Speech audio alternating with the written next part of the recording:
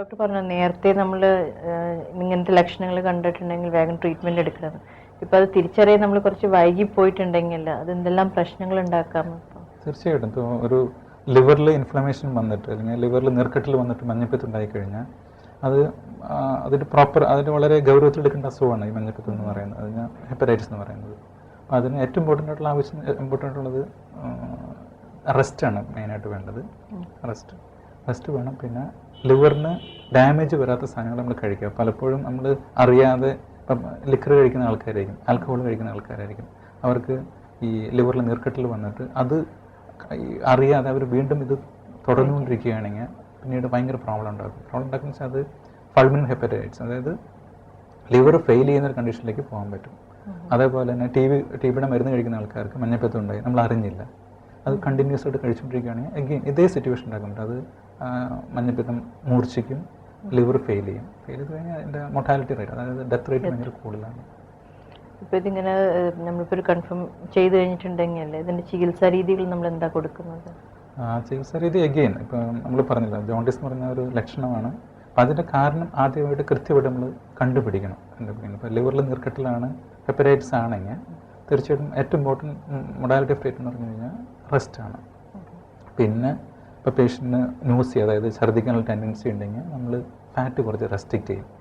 വേറെ ഒരു ഡയറ്റ് റെസ്ട്രിക്ഷൻ്റെ ആവശ്യമില്ല മഞ്ഞപ്പിത്തത്തിൽ. ഒരുപാട് തെറ്റിദ്ധാരണകളുള്ള ഫീൽഡാണ് മഞ്ഞപ്പിത്തത്തിൽ, അത് കഴിക്കാൻ പാടില്ല, ഭക്ഷണക്രമം വേണം എന്നുള്ള ഒരു അഭിപ്രായത്തിലാണല്ലോ. അതിൻ്റെ ആവശ്യമില്ല ശരിക്കും. എന്ന് വെച്ച് കഴിഞ്ഞാൽ നമ്മുടെ ബോഡിയിൽ ഒരു മേജർ ഓർഗൻ കേടുപറ്റിയിരിക്കുകയാണ്. അപ്പോൾ അതിന് നല്ല ഭക്ഷണം വേണം, നല്ല ഫുഡ് വേണം, അത് റീജനറേറ്റ് ചെയ്യാനായിട്ട്, അത് തിരിച്ചു വരാനായിട്ട് നല്ല ഫുഡ് വേണം. അപ്പോൾ പേഷ്യൻറ്റിന് ടോളറേറ്റ് ചെയ്യാൻ പറ്റുകയാണെങ്കിൽ, അതായത് പേഷ്യൻറ്റിന് കഴിക്കാൻ പറ്റുകയാണെങ്കിൽ നല്ല ഫുഡ് കഴിക്കുന്നതുകൊണ്ട് ഒരു തെറ്റില്ല.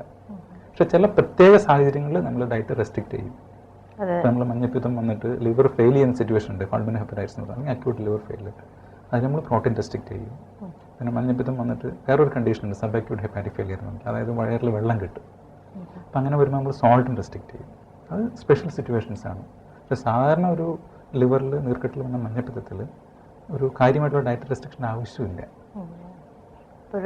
എല്ലാവരും സാധാരണ പറഞ്ഞേക്കെ ഇങ്ങനെ കഴിക്കാവുന്നൊക്കെ പറയാറുണ്ട്. പക്ഷെ അതൊരു തെറ്റിദ്ധാരണകളാണ്. ശരിക്കും നല്ല ഭക്ഷണമൊക്കെ കഴിക്കേണ്ടത്. അത് പേഷ്യന്റിന് ടോളറേറ്റ് ചെയ്യാൻ പറ്റും. എങ്ങനെ നോസിയൊക്കെ ഇല്ലാതിരിക്കുന്ന സിറ്റുവേഷൻ ആണെങ്കിൽ അവർക്ക് എന്ത് ഭക്ഷണം കഴിക്കാം, കുഴപ്പമൊന്നുമില്ല.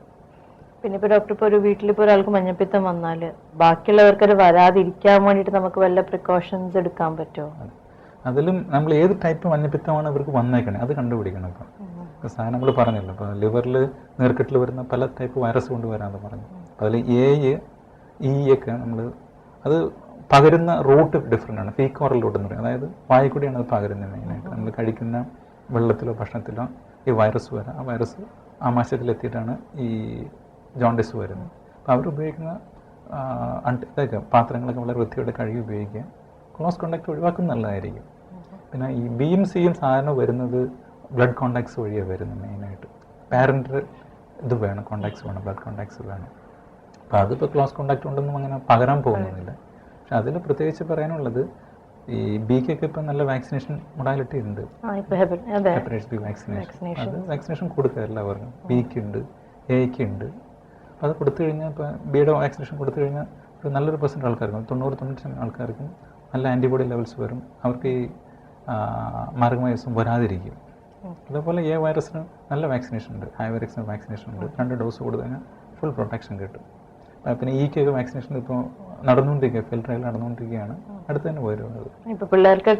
ഹെപ്പറ്റൈറ്റിസ് ബി അത് ഒരു ഗ്ലോബൽ ഇമ്മ്യൂണൈസേഷൻ പ്രോഗ്രാമിൻ്റെ ഭാഗമായിട്ട് മാറിയിട്ടുണ്ട്. അഡൽസിനും കൊടുക്കാം, കുഴപ്പമൊന്നുമില്ല. ഇതിപ്പോൾ നമ്മൾ ചികിത്സിച്ചാൽ ഡോക്ടർ ഇത് പൂർണ്ണമായും മാറാവുന്ന ഒരു രോഗമാണോ? തീർച്ചയായിട്ടും.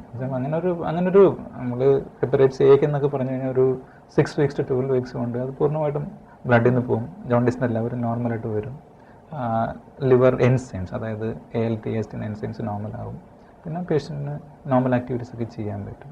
പിന്നെ ചില സിറ്റുവേഷനിൽ നമ്മൾ ആൻറ്റിവൈറൽ ഏജൻസ് ഒക്കെ കൊടുക്കേണ്ടി വരും. അതായത് വൈറസിന് അഗൻസ്റ്റ് ആയിട്ടുള്ള മെഡിസിൻസ് ഉപയോഗിക്കേണ്ടതായിട്ട് വരും. പ്രത്യേകിച്ച് ബിയുടെ കണ്ടീഷനിൽ അല്ലെങ്കിൽ സിയുടെ കണ്ടീഷനിലൊക്കെ ഒരു ക്രോണിസിറ്റി എന്ന സ്റ്റേജിലേക്ക് പോയി കഴിഞ്ഞാൽ നമുക്ക് പ്രത്യേക മെഡിസിൻസ്, അതായത് ഇൻ്റർഫെറോണോ റിബാവിറിനോ ലാമിയൂഡിനൊക്കെ ഉപയോഗിക്കേണ്ടതായിട്ട് വരും. അല്ലെങ്കിൽ അത് തീർച്ചയായിട്ടും മാറ്റിയെടുക്കാൻ പറ്റുന്ന അവസരങ്ങളുണ്ട്. ഡോക്ടർ വിലയേറിയ സമയം ഇത്രയും ജോണ്ടിസിനെ കുറിച്ച് ഞങ്ങളുടെ പ്രേക്ഷകർക്ക് വേണ്ടിയിട്ട് പറഞ്ഞു തന്നതിന് വളരെയധികം നന്ദി. ഇനിയും ഡോക്ടർ സഹകരണങ്ങൾ ഞങ്ങൾ പ്രതീക്ഷിക്കുന്നു. Thank you so much doctor.